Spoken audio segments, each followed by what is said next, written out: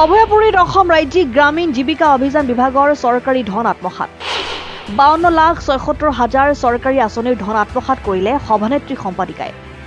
বঙাইগাঁও জিলাৰ সৃজনগ্ৰাম উন্নয়ন খণ্ডৰ অসম ৰাজ্যিক জীৱিকা অভিযানৰ আঁচনিৰ ধন BRCৰ সভানেত্ৰী মৰ্জিনা খাতুন আৰু সম্পাদিকা লাইলী বেগমে আত্মসাত কৰাৰ ঘটনা পোহৰলৈ আহিছে। এই সমগ্ৰ দুৰ্নীতি পোহৰলৈ আহে বিত্তীয় হিচাপ পৰীক্ষাৰ সময়তে। তাৰ পিছতো বিভাগীয় কৰ্তৃপক্ষৰ দুৰ্নীতি ঢাকিবলৈ মহিলা দুগৰাকীক কি কাৰণে সময় দিছে সেয়া ৰহস্য। ধন আত্মসাত কৰাৰ লগত আৰু কোনো ব্যক্তি জড়িত আছে নেকি? বিভাগীয় BPM ববিতা চেতিয়াই এজাহাৰ দাখিল কৰিব বুলি সদৰি কৰে। হিতাধিকাৰীৰ বাবে অহা চৰকাৰী ধন কেনেকৈ ইমান সহজে উলিয়াই আত্মসাত কৰিলে দুই মহিলাই নে বিভাগটোৰ আন কোনো চৰকাৰী বিষয়া জড়িত আছে সেয়া তদন্তৰ পিছত হ'ব লক্ষণীয়। হয়, তো আমাৰ সৃজনগ্ৰাম ব্লকৰ অধীনত এটা SBP বুলি স্পেচিয়েল প্ৰগ্ৰাম আছে চৰকাৰৰ। তো তাতে কি হৈছে, আমি কিছুমান দুৰ্নীতি দেখা পাইছোঁ।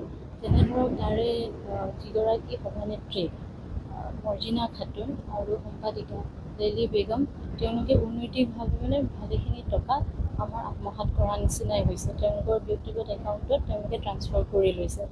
চ' যেতিয়া আমি গম পোৱা গৈছে, তো তেওঁলোকক ইমিডিয়েট আমাৰ অফিচৰ কৰ্তৃপক্ষৰ পৰা যোগাযোগ কৰি তেওঁলোকক অফিচত মাতা হৈছে। চ' যেতিয়া আমি মাতিছোঁ তেওঁলোকক, তো তেতিয়ালৈ তেওঁলোকে স্বীকাৰো কৰিছে যে হয় আমি লৈছোঁ, আমাৰ তেওঁলোকৰ দ্বাৰা ভুল হৈছে।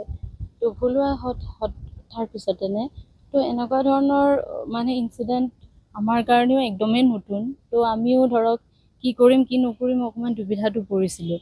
তো যা হওক, তেওঁলোকৰ পৰা স্বীকাৰোক্তি লোৱা হ'ল যে তেওঁলোকে টকাখিনি নিজৰ একাউণ্টত ট্ৰান্সফাৰ কৰিছে, যিটো মানে আমাৰ পাছবুকবিলাকতো আমি দেখা পালোঁ।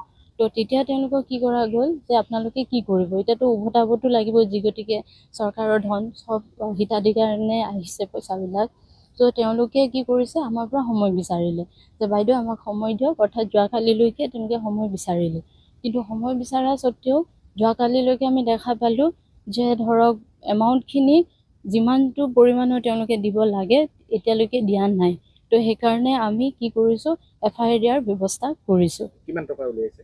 এতিয়া যদি মই বিত্তীয় বৰ্ষটো কওঁ, বিত্তীয় বৰ্ষটোত আপোনাৰ নাই কমেও 47 মান টকা আছিল। কিন্তু তাৰপিছত দেখা গ'ল কি যে জুন মাহত হয় তো 47 লাখ, তাৰপিছতে 47 লাখ মই একজেক্ট এইখিনি পাহৰিছোঁ, যোনখিনি আছিলে এমাউণ্টটো অলপ চাব লাগিব।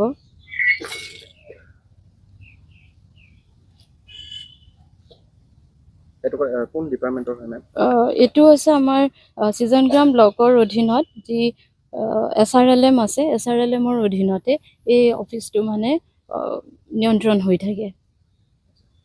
মুঠ টকা কিমান উলিয়াইছে? মুঠ টকা আপোনাৰ প্ৰথম আমি যেতিয়া অডিট কৰি পাইছোঁ তেতিয়াতো ধৰক 47,46,000 হৈছে। চ' তাৰপিছত যেতিয়া জুন মাহলৈকে আমি ৰিচেণ্ট আনিছে একাউণ্টেণ্টে, তো ষ্টেটমেণ্টত দেখা গৈছে কি তাৰ পিছতো কেইটামান ট্ৰেনজেকশ্যন কৰি 52,76,000 এটা সৰলকি তেওঁলোকে কৰি পেলাইছে। টোটেল 52,76,000 হয়। এতিয়া কি ব্যৱস্থা ল'ব? এতিয়া আমি FIR দিবলৈ ৰেডি হৈছোঁ, যি গতিকে আমাৰ বিভিন্ন ধৰণৰ আঁচনিসমূহতো সমজুৱাভাৱে আমি সিদ্ধান্ত কিছুমান লওঁ। তো এতিয়া আমি এইটোৱে ব্যৱস্থা লৈছোঁ যে FIR দিয়াৰ বাহিৰেতো ধৰক কোনো ব্যৱস্থা মানে তেওঁলোকে ৰখাই নাই, যে সুবিধাটো তেওঁলোকক যিখিনি সময়সীমা দিয়া সময়সীমা পাৰ হৈছে, হয়, উভতাব নোৱাৰিলে। তো সেইকাৰণে আমি FIR দিয়াৰ ব্যৱস্থা কৰি আছোঁ। কেনেকৈ এই দুৰ্নীতি কেনেকৈ সংঘটিত হ'ল বুলি ভাবে? আৰু কোনোবা জড়িত থাকিব পাৰে নেকি?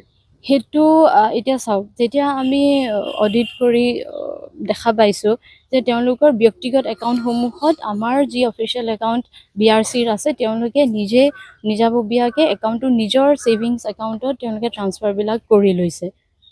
কি নাম তেওঁলোকৰ? তেওঁলোকৰ প্ৰেছিডেণ্টগৰাকী আছিল মৰ্জিনা খাতুন আৰু ছেক্ৰেটাৰী আছিল লাইলী বেগম।